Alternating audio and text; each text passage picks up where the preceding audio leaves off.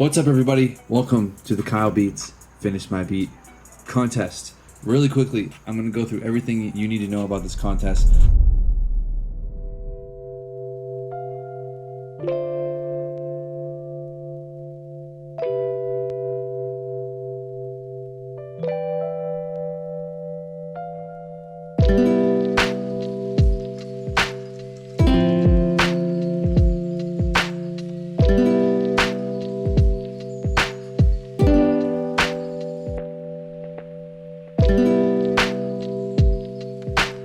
Hey, what's up guys, this is Ray Brizzy of Lucky Cat Beats, and in today's video I'm actually entering Kyle's Beats contest, and I'm gonna show you guys what I did with the beat. So yeah, let's get to it. Alright guys, so the first thing that I started off with was actually inspiration. I had listened to this beat by Chew. He's a really dope producer, you should go check him out.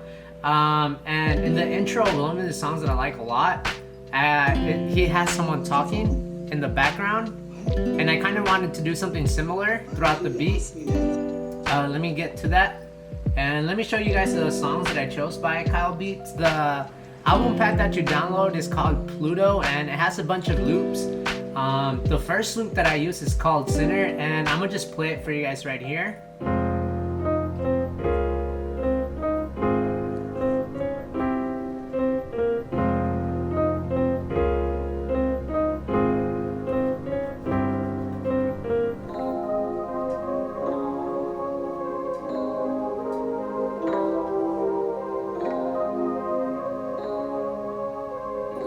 Alright, so that's the first loop, and then the second loop is this one.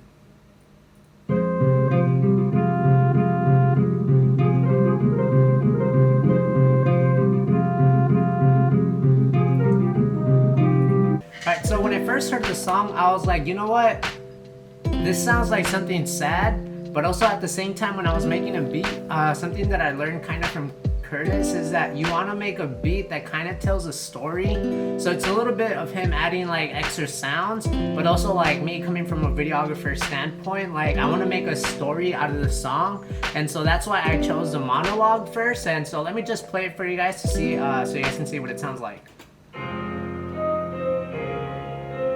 Always happy, look at her, it's got a smile on her face. I even thought I was happy. As long as I wasn't alone. I can't tell you how much I hated being alone. Alright, so that's about it. I added a little impact here that kind of switches as a transition. And so I use a loop differently. So the first intro is the pianos, and then the other half is the other part that's kind of like mellow. And so in order to transition that, I use this other reverse vocal that you guys heard. And then throughout the song, I kept it pretty simple for the intro. For the 808s, I usually always use Sublab. I want to see which one that I use. It's called Underbelly, if you guys are interested. I didn't do anything different to it. I just let it rock. I did mix this beat and whatnot, but most of the stuff that I added were either the effects. I used loose wrist plates. So this is like a reverb. It's a really good reverb. I like it a lot. It's pretty dope, pretty chill. And then I use Drip, which is Kyle Beats' effect plugin, and yeah, so that's about it. And yeah, I kept it pretty simple.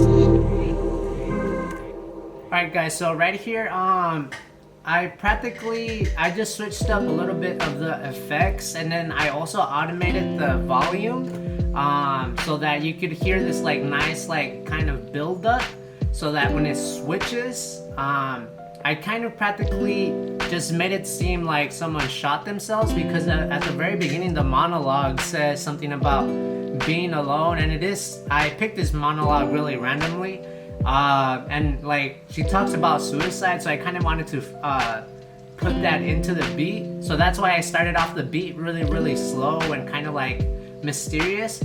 And then so I added a couple of effects. I added this like body falling to the floor effect, and then I added a gun cock, and then I added a gunshot, and then this impact that kind of just goes on to the next part. And then from there I played the sample for a couple bars, but I slowed it down with the BPMs, and then I put it up to its original BPM. So it's kind of steadily rising, it's dramatic, and then it goes up to the original sound of the beat. And then right before the song goes in, I did a reverse kick. So let me show you how it sounds. So it's an easy transition to the song, and it's something that you're not really expecting. And then it goes to this other part, and then also what I wanted to add to make it a little bit more cinematic was I added this little part of rain throughout the song, but I also automated the volume on this so that it rises over time as the song is transitioning, and then you hear all these other things. And this I keep going until the regular part of the loop goes back to the original BPM, so that it's a smoother transition. And really, when you're making like a lot of like beat switches, it's all about transitions, and like you have to do it as smooth as you can, and you have to try to have one constant thing whenever you make a transition, so that it makes sense, so that it's not like random, you know. And then you have to add all these little transitions. It's practically telling the brain like to move on to the next thing without really telling people. It's all just through music. And so that's what I wanted to do. So let me play it again for you guys so you guys can hear it.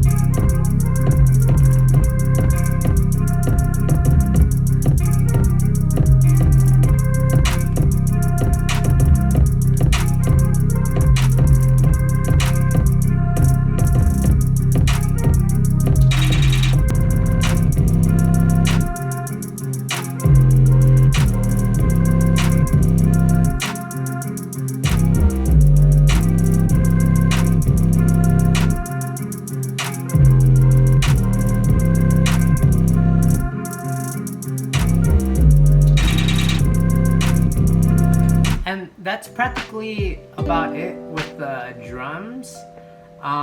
So for the chorus, I went really hard for the chorus.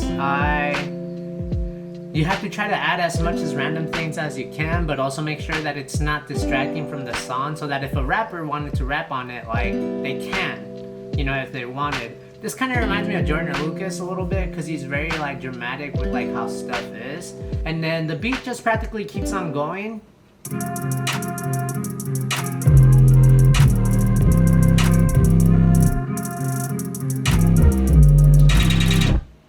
Now I've decided that's what I'm gonna do.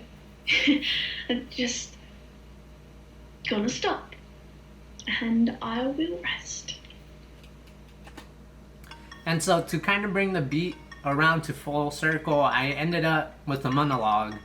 And right before the monologue for a transition, I put the reverse kick. And that's practically all that I did for the beat. I hope that he likes it. I hope that I'm at least mentioned on the videos. If not, it's cool. I learned a lot from making my own drums and patterns and whatnot. But yeah, hopefully this helps you guys out, and I hope you have a great rest of the day. Peace.